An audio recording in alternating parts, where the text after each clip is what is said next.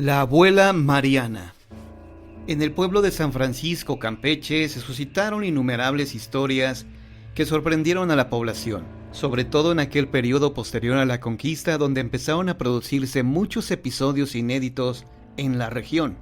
Los nativos tenían la firme creencia que todo lo malo que les sucedía derivaba de la mezcla de razas, y aún décadas después de la llegada de los españoles y con nuevas estirpes, se hablaba sobre diversas maldiciones de las que eran objeto. Doña Mariana era una anciana que habitaba en ese pueblo. Todos sus hijos habían muerto luego de una terrible epidemia que azotó a la ciudad. Por si fuera poco, el mal tiempo predominaba en la región, por lo que se sufría de escasez de alimentos. Afortunadamente, la abuela Mariana no se encontraba completamente sola.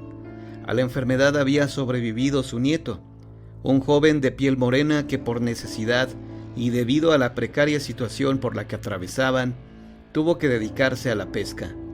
A la anciana no le agradaba mucho la idea, sin embargo, no había manera de proveerse de alimentos, pues el comercio había quedado muy dañado y las autoridades no permitían todavía la salida o entrada de personas al pueblo. Los hombres se lanzaron a la mar con la intención de conseguir un poco de alimento, y pese al mal tiempo salieron victoriosos. El nieto de la abuela Mariana se distinguió como el mejor pescador y en poco tiempo ya era conocido entre la población de San Francisco. Todos los días, antes de partir, doña Mariana acompañaba a su amado nieto al muelle. Antes de que el barco zarpara, ella le encomendaba a la Virgen de Guadalupe, pues el tiempo en alta mar era un suplicio para ella. La mayor parte del día se le veía en el templo, arrodillada pidiendo por su pariente y por todos los hombres pescadores. El mal tiempo no cedía y una tarde una fuerte tormenta azotó la región. Las mujeres atemorizadas se postraron en el muelle, en espera de sus pescadores. Ningún barco se avirozaba y la desesperación invadía a las personas. Doña Mariana fue la última en llegar, pues a su edad el caminar se le dificultaba un poco. No terminó bien sus oraciones en la iglesia, cuando se dirigió hacia el embarcadero. Para cuando ella llegó al lugar, algunos hombres habían arribado también. Sin embargo, la tristeza se reflejaba en sus rostros. Doña Mariana pensaba que debido al temporal no había obtenido ningún pescado. Pero lo cierto fue que los varones traían consigo el cuerpo de un joven muchacho que había perecido ahogado al caer del barco durante la tormenta. La abuela Mariana tenía un mal presentimiento y eso empezaba a angustiarla. Para cuando llegó hasta donde estaban los pescadores con el cuerpo, su presagio se volvía realidad. El joven muerto era su nieto. La anciana lo miró con ternura. Sus ojos se llenaron de lágrimas. Grande fue su esfuerzo, pues trasladó el cuerpo hasta la iglesia, lo colocó bajo la imagen de la Virgen y ahí lloró inconsolablemente. Algunos conocidos quisieron ayudarla a cargar el cadáver del joven, pero ella se opuso y gritó que la dejaran sola. Una y otra vez maldijo la hora en que su nieto se volvió pescador y sobre todo maldijo a las aguas del mar. Las culpaba de arrancarle sin piedad la vida a su nieto. En la iglesia rezó fervientemente durante más de 2 horas. Pedía a todos los santos llevarla con su nieto y reunirla también con sus hijos. En sus plegarias mencionaba que ya no tenía motivo para seguir viviendo, pues había quedado sola en el pueblo. A la mañana siguiente el párroco encontró a la abuela Mariana recostada sobre el cuerpo inerte de su nieto. El sacerdote intentó por todos los medios despertarla sin conseguirlo. Para sorpresa de los presentes, la anciana también había muerto. Sus súplicas fueron escuchadas. Por esta razón, en los días que predominan el mal tiempo, en la iglesia ubicada en el pueblo de San Francisco, se ve a una viejecilla ataviada de negro arrodillarse ante la imagen de la Virgen de Guadalupe para orar. Cuenta la leyenda que esta mujer es la abuela Mariana, quien eleva sus oraciones por todos los pescadores que se encuentran en alta mar y reza a su vez porque finalice la tempestad.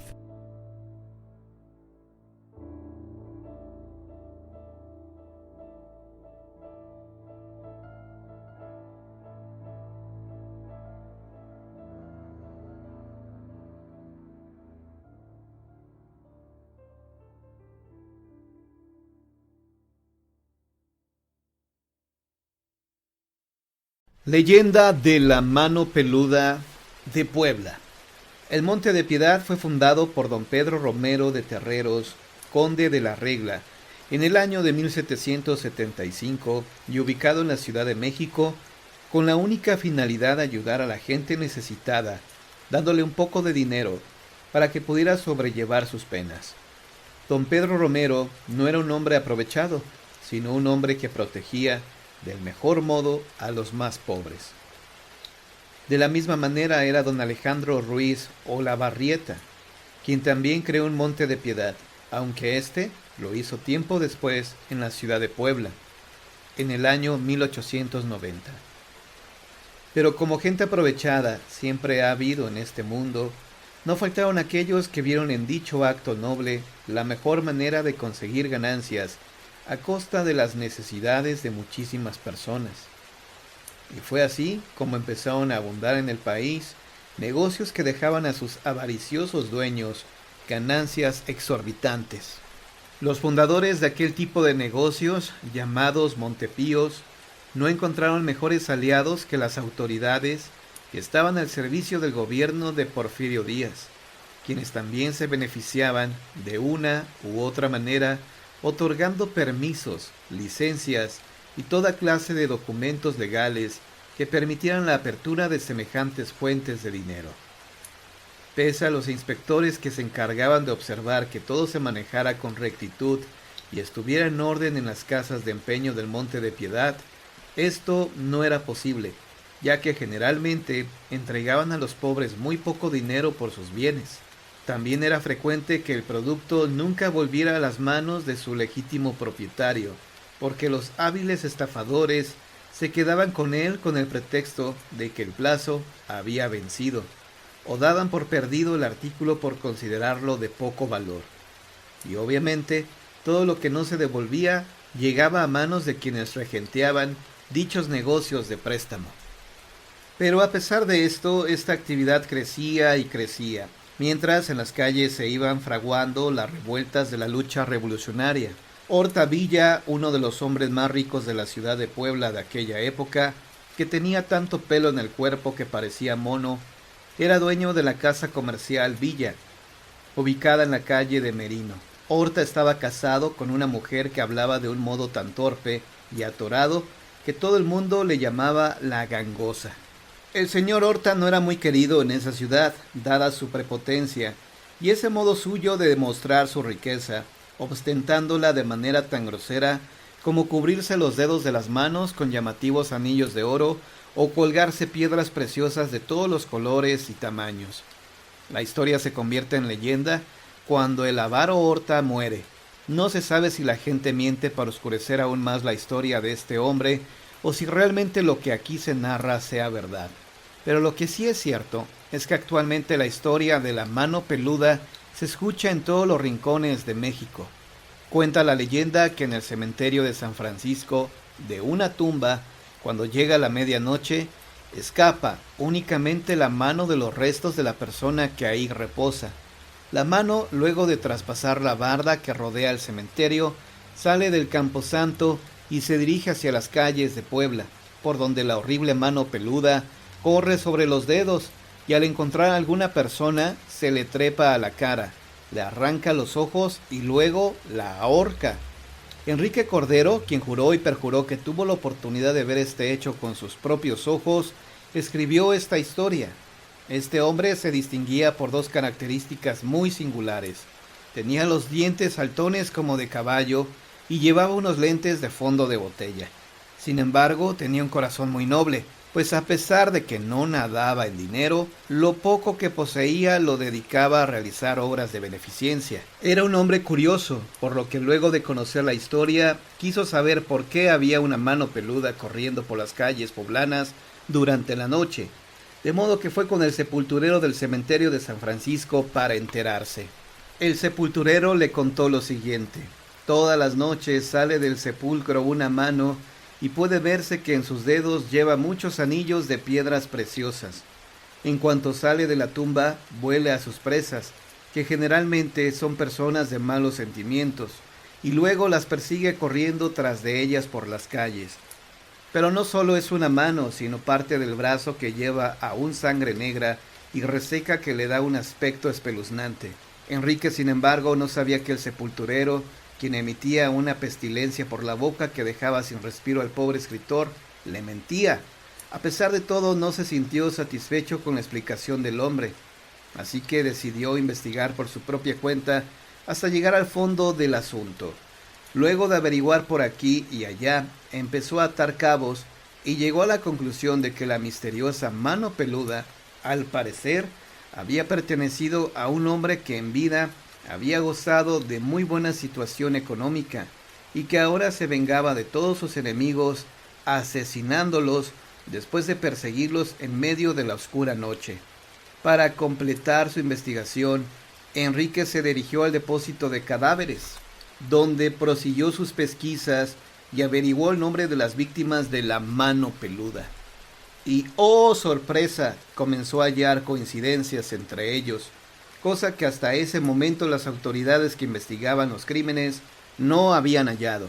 De todos los muertos que se habían encontrado, fueron 3 los que más llamaban su atención. Un indígena de apellido Zambrano, que fue el primero que murió. El segundo fue Venustino, y el tercero era uno de los 2 hermanos Calasanz. El elemento en común entre ellos era que se habían dedicado al asunto de los empeños. Los hermanos Calasanz, por ejemplo, tenían el Montepío más grande de todo Puebla. Pero Cordero no se conformaba con lo que iba sabiendo del asunto, ya que pretendía averiguar todo sobre cómo habían ocurrido las muertes. Tanto así que la misma policía poblana le recomendó que dejara la investigación a las autoridades, pues según le decían, a todos aquellos que se metían en el caso de los muertos de la mano peluda, algo maléfico les ocurría siempre. Cordero, amigo de la verdad, no se rendía ante estos comentarios y empezó a creer que lo que pasaba era que en realidad existía un posible convenio de intereses entre la policía y algún hombre poderoso que era el verdadero culpable de los asesinatos. Decidió entonces ir al cementerio y ver qué era lo que ocurría. Para entrar al cementerio de San Francisco, Enrique se trepó por la barda y se sentó a esperar. Así permaneció durante un buen rato hasta que sonaron las 12 campanadas en el reloj de la catedral, y al no ver nada extraño y ya agotado por la espera, decidió que lo mejor era irse, por lo que se fue a su casa a dormir.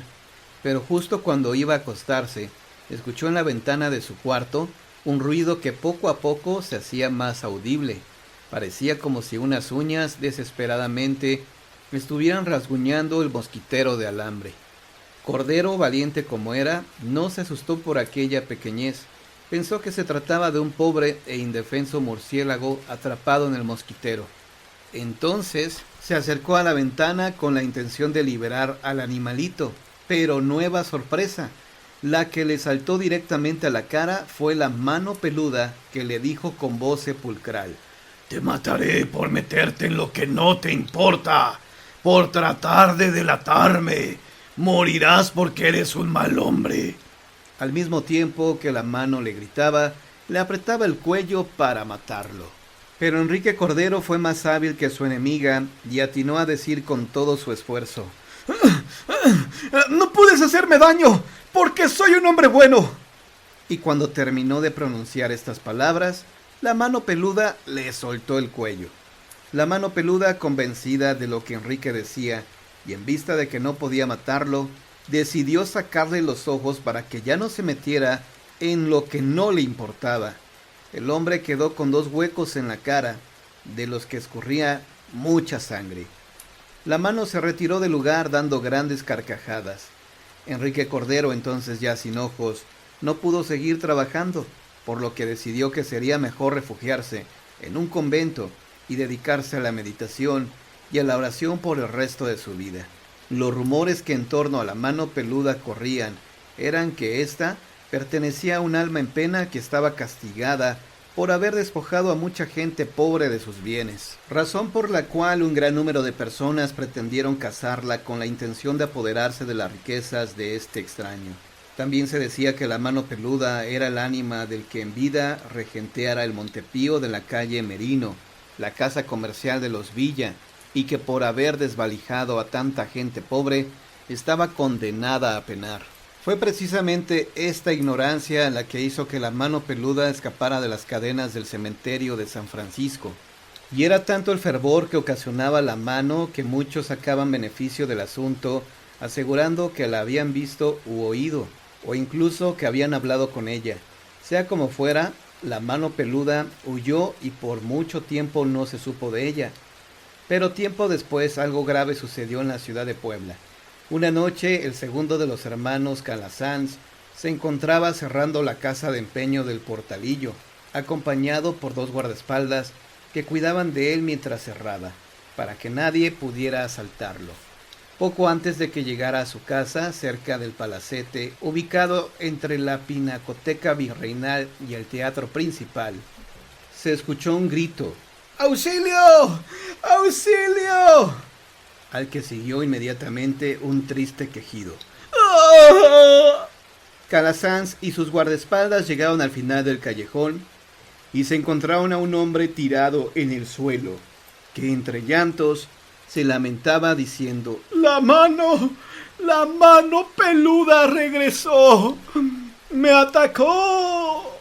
Los 3 hombres rieron a carcajadas burlándose del hombre, pues sabían que la mano peluda no existía, ya que ellos eran los responsables de la leyenda que habían inventado con el propósito de ocultar los asesinatos de sus rivales.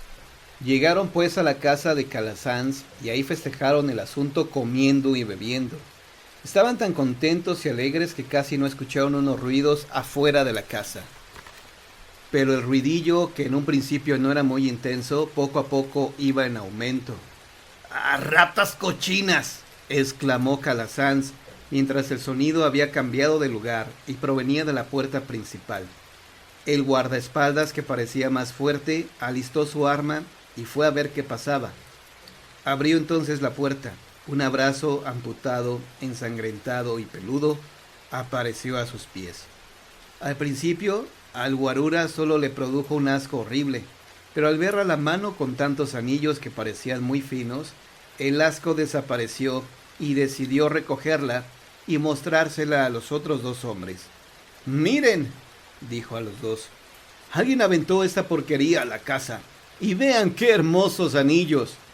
Entonces la mano, como si hubiera despertado, brincó al rostro del robusto guardaespaldas y le sacó los ojos completitos, dejando en la cara del hombre solo 2 hoyos chorreantes de sangre.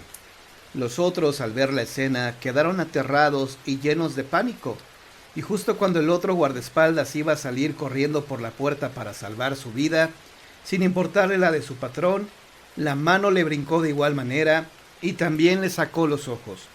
Sin embargo, si no hubiera sido por esto, Calasanz no hubiese podido escapar como lo hizo. Salió de su casa a todo correr y fue a buscar refugio detrás de la catedral.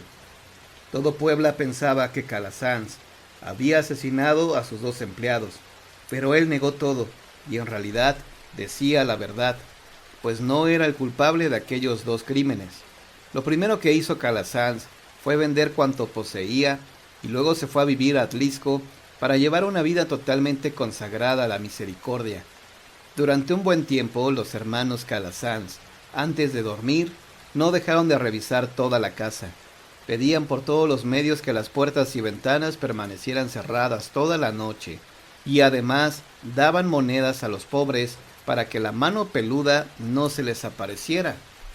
Fue esta la única forma de proteger su vida, pues ya suficiente miedo habían padecido cuando llevaban una vida poco noble.